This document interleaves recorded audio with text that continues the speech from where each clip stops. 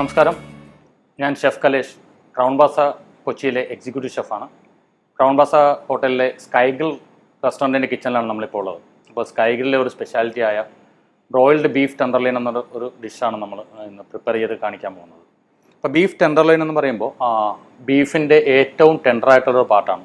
സാധാരണ ബീഫിൻ്റെ ബാക്ക് സൈഡിൽ, അതായത് റിബിൻ്റെയും ബാക്ക് ബോണിൻ്റെ ഇടയ്ക്കുള്ള ഒരു പാർട്ടാണിത്. അപ്പോൾ ഇത് ആക്ച്വലി ഇതൊരു ലോങ് മസിൽ പീസായിട്ടാണ് കിട്ടുന്നത്. അപ്പോൾ ഇതിൻ്റെ പ്രത്യേകത എന്ന് വെച്ച് കഴിഞ്ഞാൽ ഇതിൻ്റെ ഫാറ്റ് കണ്ടൻറ്റ് വളരെ കുറവായിരിക്കും, വളരെ ടെൻഡറായിരിക്കും. ഇതാണ് സാധാരണയായിട്ട് നമ്മുടെ ഹോട്ടലുകളിൽ നമ്മൾ സ്റ്റേക്ക് ഓർഡർ ചെയ്യുമ്പോൾ, അല്ലെങ്കിൽ ടെൻഡർലൈൻ സ്റ്റേക്ക് അല്ലെങ്കിൽ ബീഫ് സ്റ്റേക്ക് എന്നൊക്കെ പറഞ്ഞാൽ കിട്ടുന്ന പാർട്ട് ഇതാണ്. ഓക്കെ, അതുകൊണ്ട് തന്നെ ഇതിൻ്റെ കുക്കിംഗ് ടൈമും ഒക്കെ വളരെ കുറവാണ്. സാധാരണ ബീഫ് കുക്ക് ചെയ്യാൻ എടുക്കുന്ന സമയത്തിൻ്റെ ഒരു 10% സമയം കൊണ്ട് ഇത് കുക്കാവും. മാക്സിമം ഒരു 200 ഗ്രാമുള്ള ഒരു സ്റ്റേക്ക് കുക്ക് ചെയ്യാൻ നമുക്കൊരു 20 മിനിറ്റ്സ് മതിയാവും മാക്സിമം. അപ്പോൾ നമുക്കതിൻ്റെ കട്ടിങ്ങിലൊക്കെ, അപ്പോൾ ഇതിങ്ങനെ ഒരു ലോങ് പീസായിട്ടായിരിക്കും നമുക്ക് കിട്ടുക. ഇതിനെ നമ്മൾ സ്റ്റേക്ക് ആക്കുന്ന വെച്ചാൽ ഇതിനെങ്ങനെ നമ്മൾ കട്ട് ചെയ്ത് മാറ്റുക. ഓക്കെ, ഇത് ഏകദേശം 180 to 200 ഗ്രാം ഉള്ള ഒരു പീസാണ്. അപ്പോൾ ഈ ഒരു പീസാണ് നമ്മളിന്ന് ഒരു സ്റ്റേക്കിന് വേണ്ടി യൂസ് ചെയ്യാൻ പോകുന്നത്. അപ്പോൾ അതിന് മാരിനേറ്റ് ചെയ്യാൻ വേണ്ടി നമുക്കൊരു മാരിനേഷൻ ഉണ്ടാക്കാം. യൂഷ്വലി ഇതിന് വെസ്റ്റേൺ കൺട്രീസിലൊക്കെ അവർ സോൾട്ടും പെപ്പറും മാത്രമാണ് യൂസ് ചെയ്യുന്നത്. പക്ഷെ നമുക്ക് കുറച്ചുകൂടി ഒരു ആഡഡ് ഫ്ലേവറിങ്ങിന് വേണ്ടി ഞാൻ കുറച്ച് ഒലിവ് ഓയിൽ ഒഴിക്കുകയാണ്. ഒലിവ് ഓയിൽ, കുറച്ച് ഗാർലിക്, ചോപ്പ് ചെയ്ത ഗാർലിക് ഉണ്ട്, കുറച്ച് ചോപ്പ് ചെയ്ത തൈം, കുറച്ച് സോൾട്ട് ആവശ്യത്തിനുള്ളത്, കുറച്ച് ബ്ലാക്ക് പെപ്പർ. അപ്പോൾ ഇതുകൊണ്ടൊരു മാരിനേഷൻ ഉണ്ടാക്കുക.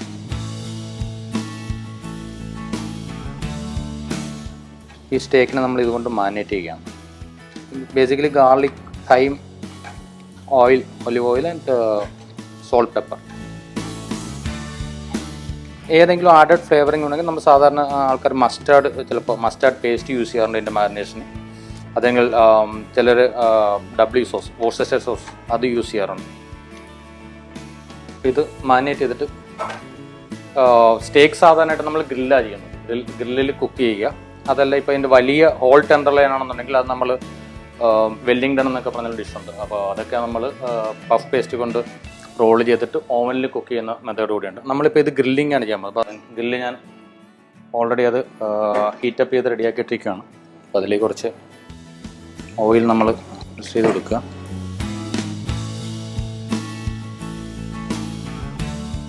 ഇത് കുക്ക് ചെയ്യുമ്പോൾ ഏറ്റവും ശ്രദ്ധിക്കേണ്ട കാര്യം ഇത് സീൽ ചെയ്യുക എന്നുള്ളതാണ്. നമ്മൾ കട്ട് ചെയ്ത പാർട്ട് രണ്ടും സീൽ ചെയ്യുക എന്നുള്ളതാണ്. അതാദ്യം ഇങ്ങനെ വെച്ച് കറക്റ്റായിട്ട് സീൽ ചെയ്യുക. എങ്കിൽ മാത്രമേ ഇത് കുക്ക് ചെയ്ത് കഴിയുമ്പോഴത്തേക്കും അതിൻ്റെ അകത്ത് ജ്യൂസിനെസ് ഉണ്ടാകത്തുള്ളൂ. അല്ലെങ്കിൽ സ്റ്റേക്ക് ഡ്രൈ ആയി പോകും.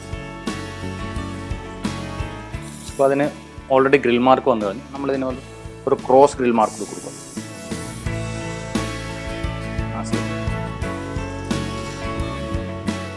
അപ്പോൾ ബീഫിൻ്റെ ഒരു ഭാഗം കറക്റ്റായിട്ട് സീലായിട്ടുണ്ട്. അപ്പോൾ നമ്മൾ തിരിച്ച് മറ്റേ ഭാഗം കൂടെ അതുപോലെ തന്നെ ഗ്രിൽ മാർക്ക്.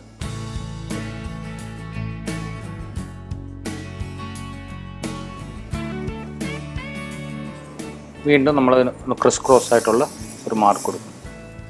അതുപോലെ തന്നെ സ്റ്റേക്ക് കുക്ക് ചെയ്യുമ്പോൾ സ്റ്റേക്കിൻ്റെ ഡൺനെസ് എന്ന് പറയും. ഡൺനെസ് എന്ന് വെച്ച് കഴിഞ്ഞാൽ എത്രമാത്രം നമ്മൾ സ്റ്റേക്ക് കുക്ക് ചെയ്യണം, എത്രമാത്രം അത് ഡണ്ണാകണം എന്നുള്ളതിനെക്കുറിച്ച് പറയാം. അതായത് വെസ്റ്റേൺ കൺട്രീസിലൊക്കെ അവർ കൂടുതലും മീഡിയം റെയർ അല്ലെങ്കിൽ റെയർ ആ രീതിയിലുള്ള ഒരു ഡണ്ണസാണ് പ്രിഫർ ചെയ്യുന്നത്. എന്ന് വെച്ചാൽ മീഡിയം റെയർ എന്ന് വെച്ചാൽ അത് കട്ട് ചെയ്യുമ്പോഴത്തേക്ക് അകത്ത് കുറച്ച് ഒരു ബ്ലഡി ആയിട്ടുള്ള, കുറച്ച് റെഡിഷ് ആയിട്ടുള്ള പാർട്ടുണ്ടാകും.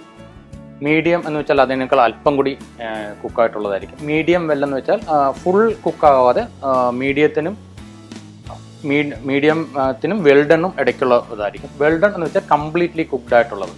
നമ്മൾ ഇന്ത്യൻസ് പ്രിഫർ ചെയ്യുന്നത് മീഡിയം വെല്ലോ അല്ലെങ്കിൽ വെൽഡൺ ആയിരിക്കും. പക്ഷേ വെസ്റ്റേൺ കൺട്രീസിലുള്ള ആൾക്കാർ റെയറോ മീഡിയം റെയറോ ആണ് കൂടുതലായിട്ട് പ്രിഫർ ചെയ്ത് കണ്ടുവരുന്നത്. അപ്പോൾ ഇതിൻ്റെ രണ്ട് ഭാഗവും ഒരേപോലെ സീലായിട്ടുണ്ട്. ഇനിയാണ് ഇതിൻ്റെ സൈഡ്സ് നമ്മൾ സീൽ ചെയ്യുന്നത്.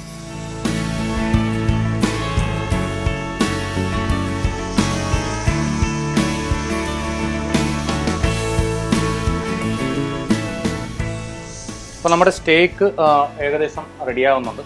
അപ്പോൾ അതിൻ്റെ അക്കമ്പനിമെൻറ്റ്, അതിൻ്റെ കൂടെ സെർവ് ചെയ്യാനുള്ള സാധനങ്ങൾ കൂടി നമുക്ക് ശരിയാക്കാം. അത് ബേസിക്കലി നമ്മളിവിടെ കൊടുക്കുന്നത് സോത്തേ മഷ്റൂമാണ്. സോത്തേ മഷ്റൂം മാഷ് പൊട്ടറ്റോ ആണ് അതിൻ്റെ ഒരു അക്കമ്പനിമെൻ്റ് ആയിട്ട് നമ്മൾ കൊടുക്കുന്നത്. അപ്പോൾ സോത്തേ മഷ്റൂം ഉണ്ടാക്കാം. ഒരു പാൻ നല്ലവണ്ണം ചൂടായിട്ട് വരുമ്പോൾ അതിൻ്റെ അകത്ത് കുറച്ച് ഒലിവ് ഓയിൽ ഒഴിക്കുക.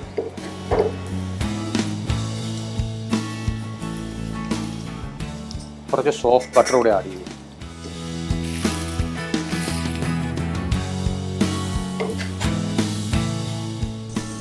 അതിലേക്ക് നമ്മൾ സ്ലൈസ് ചെയ്ത് വെച്ചിരിക്കുന്ന മഷ്റൂംസ്, സ്ലൈസ് മഷ്റൂംസ് ആണ്.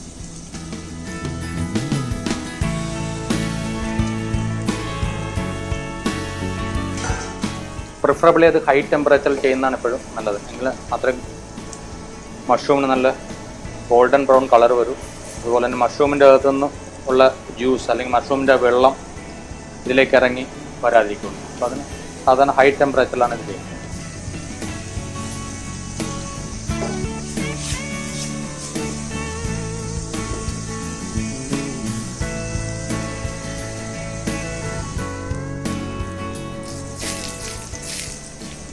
മഷ്റൂം അപ്പോൾ ബ്രൗൺ കളറായിട്ട് ടേണായി വരുന്നുണ്ട്.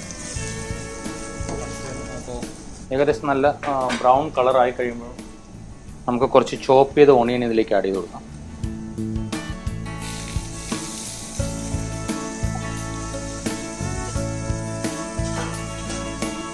ഇപ്പം ചോപ്പ് ചെയ്ത പാർസ്ലി,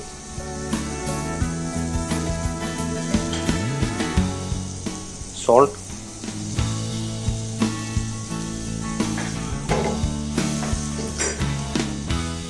ക്രഷ് ചെയ്ത പെപ്പർ. അപ്പോൾ സോത്തെ മഷ്റൂംസ് റെഡിയാണ് ഫില്ലേമിൻ്റെ കൂടെ പോകാനുള്ള. ഇതോടൊപ്പം നമുക്ക് നമ്മൾ ബ്ലാഞ്ച് ചെയ്ത് വെച്ചിരിക്കുന്ന ബ്രോക്കോളി ഉണ്ട്. ബ്രോക്കോളി ആക്ച്വലി ഹോട്ട് വാട്ടറിൽ ഒരു 2 മിനിറ്റോളം നമ്മളത് ബോയിൽ ചെയ്തിട്ട് എടുത്ത് വെച്ചിരുന്നതാണ്. അത് ഇതോടൊപ്പം തന്നെ അല്പം സോത്ത് ചെയ്തെടുക്കുക. അപ്പോൾ സോത്തെ മഷ്റൂം ആൻഡ് ബ്രോക്കോളി അത് റെഡിയാണ്. ഇപ്പോൾ നമ്മുടെ സ്റ്റേക്ക് ഓൾമോസ്റ്റ് റെഡിയാണ്. നമ്മളൊരു മീഡിയം ലെവലിലേക്കാണ് ഇത് കുക്ക് ചെയ്തിരിക്കുന്നത്. അത് നമുക്കിനി ഒരു പ്ലേറ്റിങ്ങിലേക്ക് പോകാം.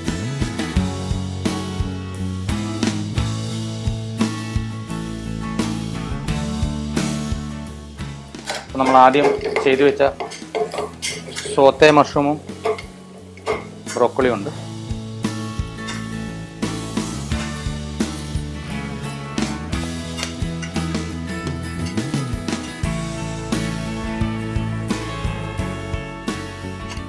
നമ്മൾ ഈ ബീഫ് വലിയൊരു ചങ്കാണ്, ഒരു 200 ഗ്രാമുള്ള ചങ്കല്ലേ, അതിനെ നമ്മളൊരു 2ആയിട്ട് കഴിക്കാനുള്ള എളുപ്പത്തിന് നമ്മൾ 2ആയിട്ടൊന്ന് മുറിച്ചിട്ടാണ് നമ്മൾ സാധാരണ പ്രസൻറ്റ് ചെയ്യാറുള്ളത്. സോ ഡണ്ണസ് മീഡിയമാണ്. വേണമെങ്കിൽ ഒന്നുകൂടി ഇതൊന്ന് സീൽ ചെയ്യാവുന്നതാണ്. ഗ്രില്ലിലേക്ക് വെച്ചിട്ട് ജസ്റ്റ് ഒരു ഗ്രിൽ മാർക്ക് പോലെ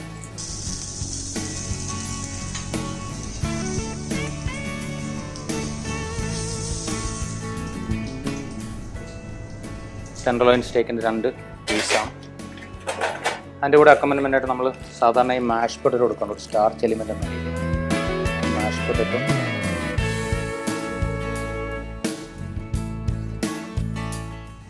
ചാർഡ് ചെറി ടൊമാറ്റോസ് ആണ്.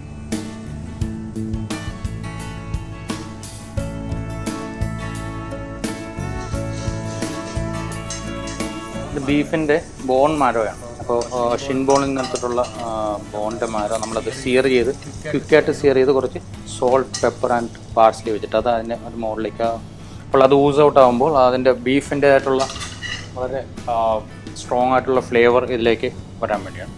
ഗാർണിഷായിട്ട് നമ്മൾ കുറച്ച് മൈക്രോ ഗ്രീൻസ്, ഇതിനൊരു ഗാർണിഷ് എന്ന രീതിയിൽ നമ്മൾ കുറച്ച് see salt, in case salt വേണമെന്നുണ്ടെങ്കിൽ നമ്മൾ സീ സോൾട്ടാണ് അതിൻ്റെ ഇതിൽ കൊടുക്കുന്നത്. ഇതിൻ്റെ സോസായിട്ട് നമ്മൾ പ്രൊവൈഡ് ചെയ്യുന്നത് പെപ്പർകോൺ സോസാണ്. അപ്പോൾ ഇതിൻ്റെ സോസ് നമ്മൾ പെപ്പർകോൺ സോസ് സാധാരണ ഇതിൻ്റെ ഈ സ്റ്റേക്കിൻ്റെ മുകളിൽ നമ്മളിങ്ങനെ ഒഴിച്ചാണ് സെർവ് ചെയ്യാറുള്ളത്.